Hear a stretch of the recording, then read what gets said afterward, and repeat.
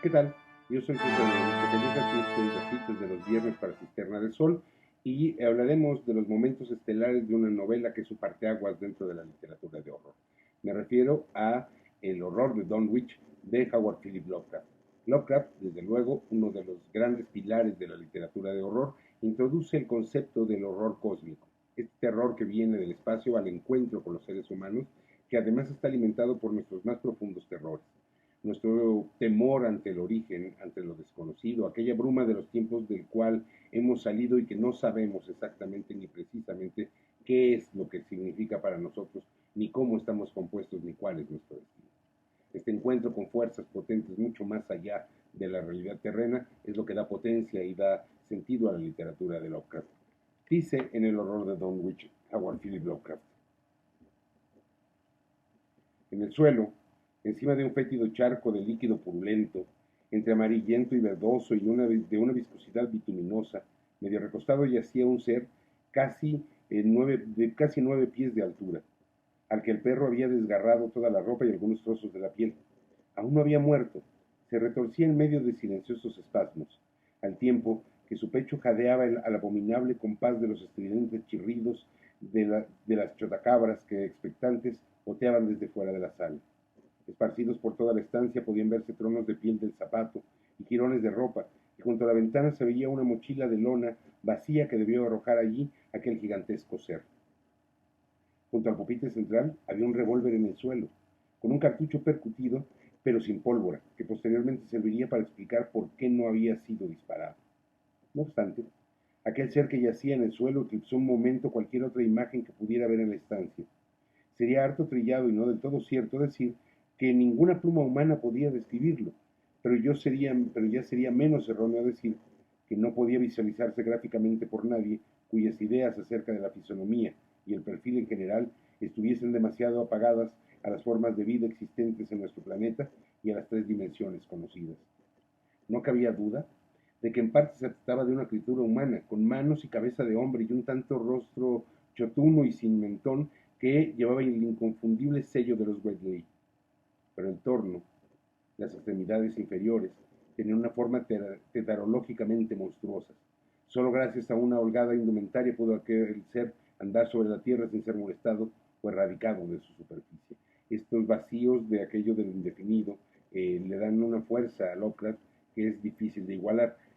Toda esa sombra de duda entre la forma del personaje y la manera en que lo enfrentamos crea un halo de terror que va minando la percepción del lector. Más adelante. Esto me lleva a mi segundo propósito al escribirle esta carta, es decir, a rogarle que en lugar de añadir más leña a la polémica, procure acallarla. Debe mantenerse a la gente alejada de estas montañas, y para lograrlo, lo mejor es no despertar más la curiosidad. Bien saben los cielos que es ya bastante el peligro que se corre con promotores y agentes inmobiliarios dispuestos a inundar Vermont con tropeles de veraneantes que infesten las zonas despobladas y cubran las montañas de casitas del peor gusto. Me agradaría mucho seguir en contacto con usted, y si quiere trataré de enviarle por correo urgente la grabación fonográfica y la piedra negra, tan desgastada está que apenas podrá ver algo en las fotografías. Y digo trataré porque creo que estas criaturas se las arreglan para enterarse de cuanto aquí sucede. En una granja próxima al pueblo hay un tipo llamado Brown, de siniestra catadura y peor talante, que creo que es espía suyo. Poco a poco trataré de comunicarme con el mundo porque sé demasiado acerca de ellos.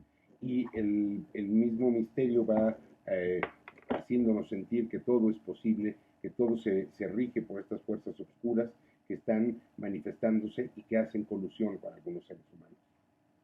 Una más. Los exteriores tienen una extraordinaria capacidad para atravesar en plena forma corpórea el vacío interestelar, en el que no hay aire ni calor, en tanto que algunas variantes suyas no pueden hacerlo si no es gracias a una ayuda mecánica o a curiosos trasplantes quirúrgicos. Solo unas cuantas especies poseen las alas resistentes al éter, características de la variedad de Vermont. Las que habitan en ciertas cumbres remotas de Europa llegaron por otros procedimientos. Su semejanza externa con la vida animal y con la modalidad de estructura que consideramos material es una cuestión de evolución paralela más que de estrecho parentesco. Su capacidad cerebral sobrepasa la de cualquier otra forma de vida existente, aunque las especies aladas de nuestra montañosa región distan mucho de ser las de mayor desarrollo. La telepatía es su medio habitual de comunicación, aunque poseen unos órganos vocales rudimentarios que tras una ligera operación, pues la cirugía ha alcanzado un tremendo desarrollo entre ellos, pueden facultarles para duplicar el habla de aquellos tipos de organismos que todavía hacen uso del habla.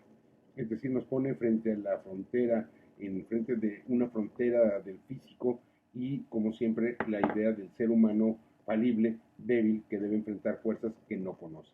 Terminaremos con la última de nuestras citas de hoy. Unos segundos después, estaba despierto del todo, ya que la naturaleza de aquellas voces era tal que resultaba absurda toda idea de volver a conciliar el sueño.